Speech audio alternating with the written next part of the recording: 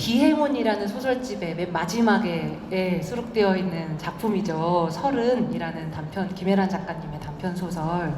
그리고 많이 알려진 바로는 그러니까 너는 자라 내가 되겠지? 라는 그 문장이 너무나 유명해서 그 문장으로 그 소설을 기억하는 분들이 많으시긴 한데, 그 작품을 끝까지 읽는다면 방금 최은영 작가님 말씀하신 것처럼 어떤 매 순간 최선을 다해서 선택을 하고자 했었던 어떤 모습들, 이런 모습들이 더 힘있게 좀 다 맺혀지는 그런 작품이란 생각이 문득 또 들면서, 역시 작품은 끝까지 읽어야 돼, 이런 생각이 또 들기도 해요. 그 서른이란 작품에 대한 이야기가 나와서 준비된 질문지에는 없는데, 혹시 그 김혜란 작가님 서른이라는 작품을 집필하셨을 때 당시가 좀 기억이 나시나요? 그때 어떤 기분으로 쓰셨었는지. 네.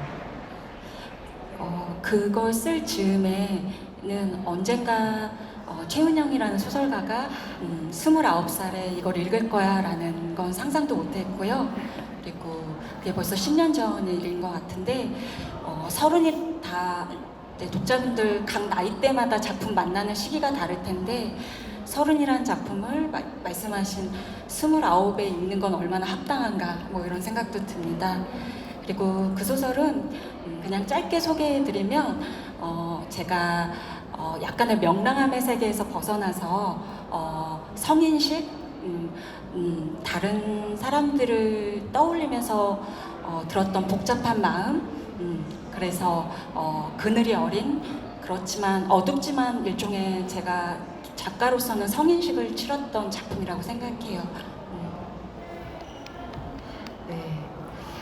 그리고 또 얘기를 들으니까 좀 엉뚱한 질문이 또 떠오르기도 했어요. 너무 당황스러운 질문일 수도 있는데요. 작가님들께 서른이란? 약간 이런 질문을 드려도 될까요? 이게 주제와 맞는지 모르겠지만, 최은영 작가님에게 서른이란? 저에게 서른이란 그냥 시작이라고 생각해요.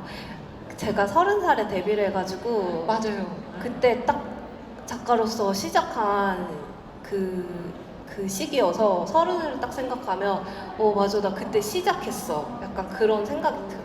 오, 네. 김혜란 작가님에게 서른이란? 네. 그럴까요? 40대도 마찬가지일 것 같은데요. 너무 젊지도, 또 너무 나이가 들지도 않은 나이인 것 같고요. 그래서 그 단편에 한해서 말씀드리면 20대 때의 그 무결함, 그리고 비교적 사회에 대해 책임이 없던 20대의 시기를 지나 그 다단계 얘기가 주제가 될 수밖에 없었던 게, 꼭 자기가 의도하지 않아도 어떤 그런 처지에 속하게 되는 인물을 그리고 싶었던 것 같습니다. 네, 그 독서 경험에 대한 이야기를 묻다가 그 작가님들의 서른의 의미까지 여쭤보게 됐는데요. 독서 경험뿐만이 아니라 이번에는 좀 창작 경험을 통해서 소유에 대한 이야기를 나눠봐도 좋을 것 같습니다. 그 작가님들의 작품 속의 인물들이 처해 있는 어떤 상황이나 뭐 조건들을 떠올려 보면, 아까도 그 서른이라는 작품에서 등장했던 인물들이 의도치 않았지만 이렇게 상황에 말려 들어가기도 하고, 이제 그런 장면들이 이렇게 목도되기도 하고 그러는데요. 아마 이 문학과 또 소외를 연결한 그런 생각이 이 창작하는 중에 일종의 실마리가 됐던 경험이 있으실 것 같다라는 짐작이 들어요. 이런 작업은 작가님들께 어떤 질문을 남겼는지, 또 그것에 대한 응답을 스스로 어떻게 마련해가면서 나아가셨는지에 대해서도 듣고 싶습니다. 최은영 작가님은 어떠실까요? 네, 저는 기억을 되게 잘하는 편이고, 근데 실생활에서 필요한 건 기억을 진짜 잘 못해요. 다 까먹는데 이제 뭔가 감정적인 기억은 계속 하는 편인 것 같아요. 그래서 막 제가 약간 좀 특히 뭐 우울하거나 몸이 아플 때는 막 그런 경험도 하는 거예요. 막 내가 고등학교 2학년 때 어떤 경험을 했던 그 순간으로 가요. 그 순간으로 가서 그걸 기억하는 게 아니라 그때 그 사람으로 존재하는 경험을 하기도 하는데 그만큼 저한테는 되게 기억이 강렬하고 그리고 제가 인간으로 대우받지 못했을 때, 존중받지 못했을 때에 대한 경험 같은 것이 저한테는 항상 남아있고 그런 것들을 계속 기억하고 고통받고 인간적으로는 괴로운 일이지만 그런 곳을 글을 쓸 때는 항상 도움이 돼요. 예를 들어서 뭐 저는 뭐 학교 다닐 때 교사들이 뭐 때리고 이런 거 있잖아요. 막 저는 맞아서 기절한 적도 있었어요. 막 손으로 막 패고 막 이런 것들 그런 경험을 이제 저는 그것 자체를 제가 안고 살아가기가 너무 불편하고 괴롭기 때문에 소설로 쓴 것 같아요. 생각해 보면 이게 소재라고 해서 꺼낸 게 아니고 제가 제 안에서 그거를 언어화하지 못하고 계속 끌어안고 살고 있으면 너무 마음이 불편하고 괴롭기 때문에 무겁기 때문에 이 무거운 거를 조금이라도 풀어서 내 언어로 만들어서 빨리 날려보내자 이런 생각이 되게 강하게 있었고 그래서 소설 쓰기가 저한테는 그런 면에서 굉장히 도움이 많이 됐어요. 그리고 그런 경험들과 저의 감정적인 기억들이 또 글 쓰는데 도움이 또 됐고 또 글 쓰는 것이 그런 경험들을 정화시키는 데 또 도움이 됐고 그러니까 그런 식으로 같이 갔던 것 같아요. 네. 김혜란 작가님은 어떠세요? 네, 제가 다른 작가님들 말씀하시는 거, 뭐 대담, 인터뷰 영상 같은 거 보는 거 좋아하는데요. 2년 전쯤에 한 일본 작가분이 한국어 출판 기념 줌 행사를 가지신 걸 봤어요. 저랑도 이제 행사를 했던 분이라 그 영상을 찾아봤는데 당연히 이제 한국어 통역을 비롯해서 화면 하단에 그 일본어를 한국어 수어로 통역해 줄 수 있는 수어 통역사 분이 계셨습니다. 네, 이제 행사하니까 간단하게 한국 독자분들한테 안부 인사하시고 나서 그 통역사분께도 인사를 하시더라고요. 뭐 아무개 선생님 안녕하세요. 손목은 좀 괜찮으신지요? 라고 물어보는데 그러고선 자연스레 다른 화제로 넘어갔는데 그 장면이 저에게 되게 깊은 인상을 남겼습니다. 제가 뭐 소설을 쓴다고 해서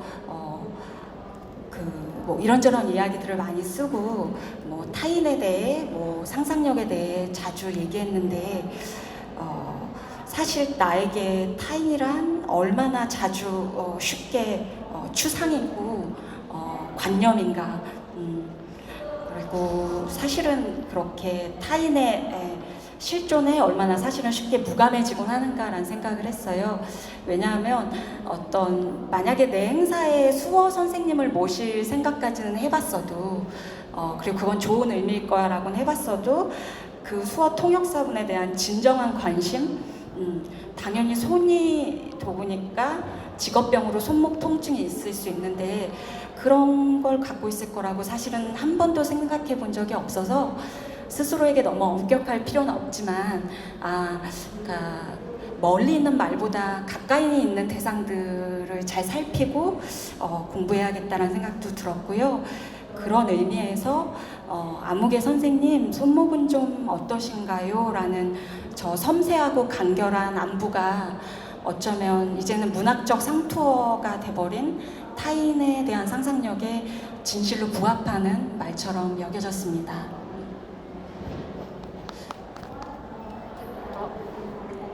크게 칠까요? 아까 이렇게 작게 박수가 나왔는데 얘기를 듣고 박수를 마음껏 치셔서 좋을 것 같습니다.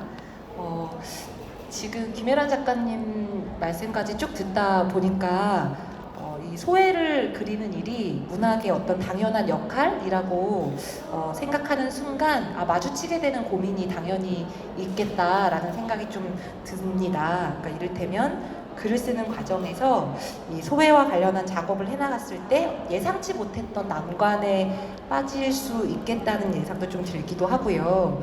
그런 순간이 있으셨는지 혹은 그런 순간을 만나게 되면 어떤 식으로 돌파를 해나가셨는지도 좀 궁금합니다. 이야기를 아까 마이크를 잡으신 김에 김혜란 작가님 먼저 얘기를 해주실까요? 제가 올해 시사인 장희로 기자님 산문집에 그 추천사를 쓰면서 그 40대는 책 버리기 쉬운 나이라는 표현을 썼는데요. 오른말에 실증을 내는 시기라고도 썼습니다. 그러니까 그 말이 소중하지 않아서가 아니라 이미 다 아는 말이라고 치부하기 쉬워서라는 개인적인 곤란을 고백한 뒤에 덧붙인 말은, 근데 그렇게 내가 다 안다고 생각한 그 말들이 때론 누군가의 생명선이고 실존의 테두리인 것 같다고, 그리고 그 선이 그들뿐 아니라 나도 지켜준다라는 말을 덧붙였었어요. 그렇게 좀 정리를 했던 적이 있고, 다른 하나는 만약에 그런 큰 말들이 너무 무거워서 바위처럼 느껴진다면 창작자로서든 시민으로서든 그 무거운 바위를 늘 갖고 다니려고 하지 말고 공깃돌처럼 작게 쪼개서 작게 가지고 다니자. 그러면 휴대하기도 쉽고 누군가에게 권하기도 수월하겠다라고 생각했어요. 그래서 저는 이왕이면 큰 말보다 어떤 말을 잘게 쪼개서 갖고 다니려고 하는데요. 그래서 어느 때는 사명감이라는 말보다 궁금함 혹은 호기심이라는 말이 사람에 대한 애정을 유지하는 데 더 도움이 되기도 하더라고요. 이를테면 사람에 대한 궁금함, 그 사람들이 처한 삶의 조건에 대한 궁금함, 또 때때로 그 조건 안에서 어느 때는 큰 손해를 감수하며 다른 이들을 위해 애쓰는 사람들에 대한 마음에 대한 궁금함, 이런 식으로 말을 바꿨더니 좀 제가 어떤 큰 말들에 눌리거나 도망치는 일들이 줄어들게 됐어요. 네, 저희가 1단 1박수로 지금 진행이 되고 있는 상황입니다. 좋은 팁인 것 같아요, 선생님.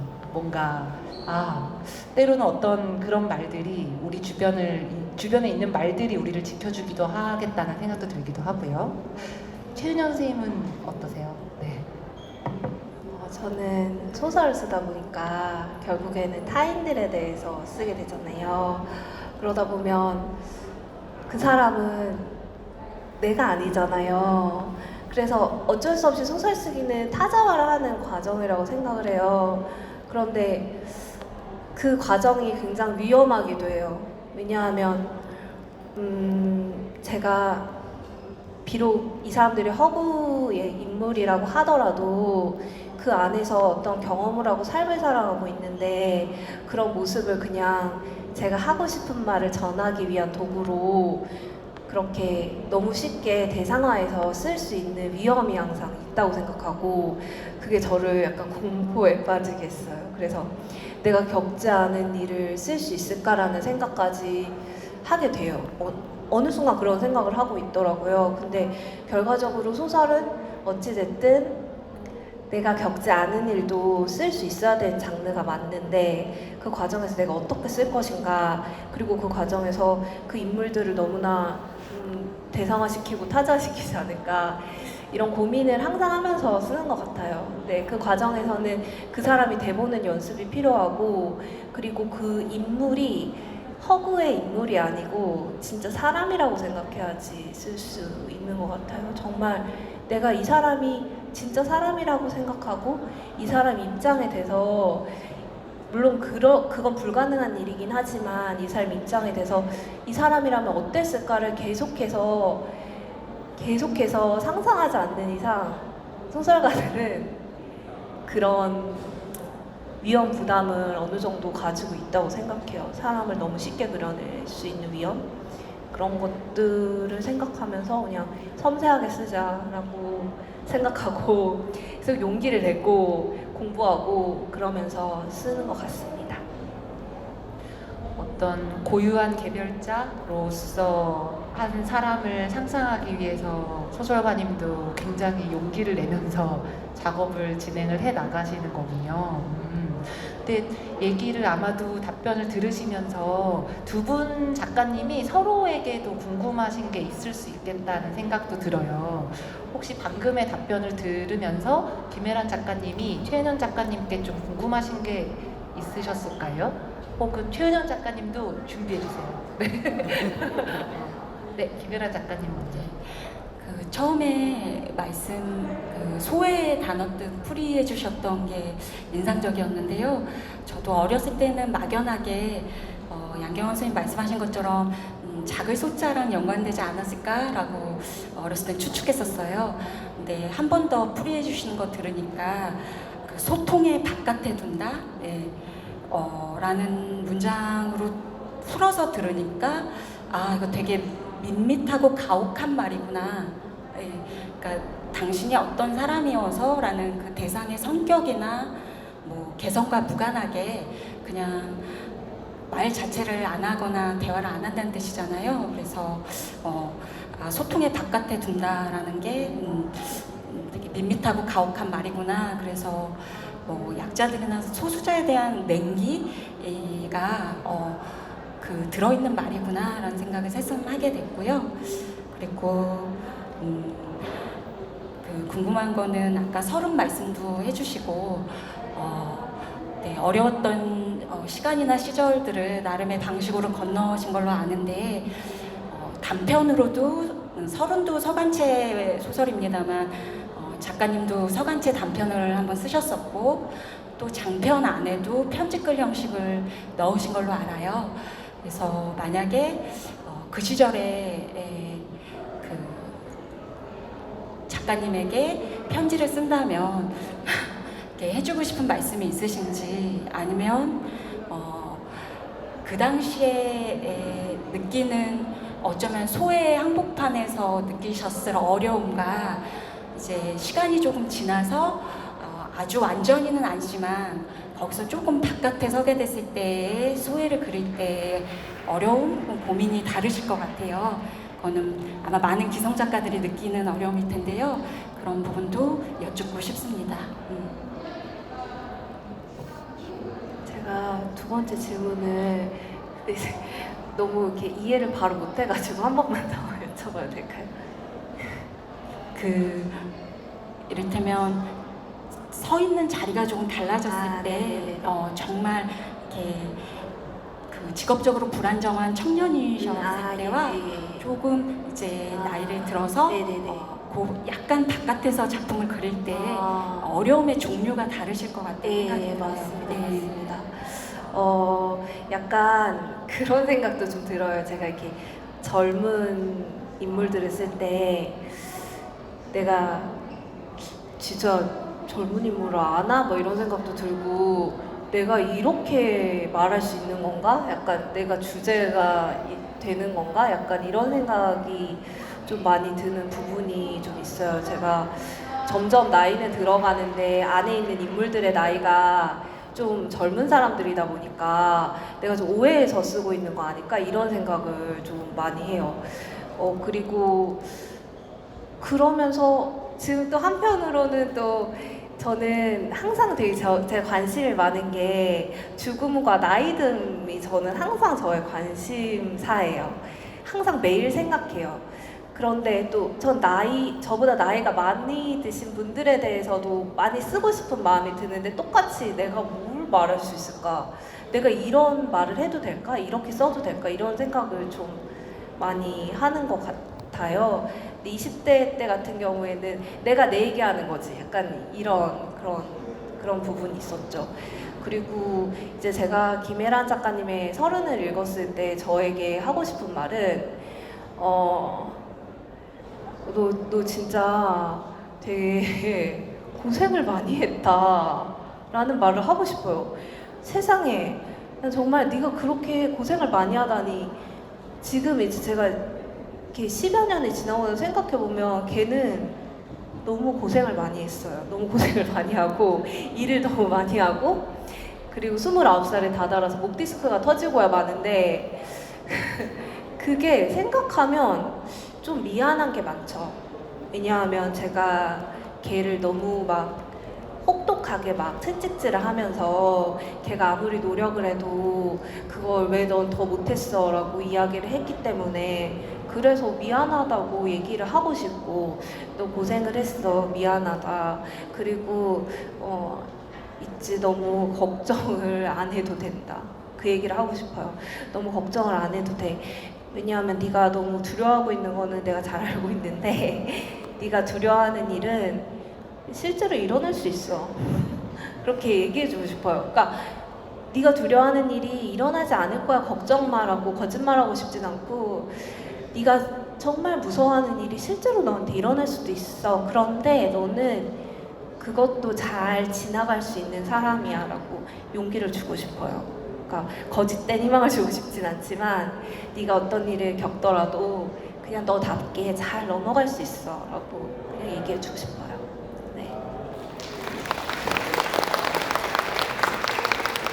소외의 한복판에 있을 때와 그리고 그것을 그릴 수 있는 어떤 거리를 형성하고 있을 때라고 하는 것이 어떤 차이가 있다라기보다는 그것들 역시도 생애 한 과정들로 좀 느껴지기도 하면서 지금 답변을 들으면서 사실 그 과정이 자기 자신을 용서하고 스스로 화해하는 과정이기도 하고 그리고 그럴 수 있으려면 정말 계속해서 진짜 용기가 필요한 거구나라는 생각이 좀 들기도 해요. 아까 거짓된 희망을 주고 싶지 않다라고 말씀을 하시면서 그러니까 참된 절망을 받아들일 수 있다라고 하는 것을 그런 자기 자신일 수 있다라는 거를 계속 소화해 나가는 과정이었겠다라는 좀 생각도 들기도 하고요. 네.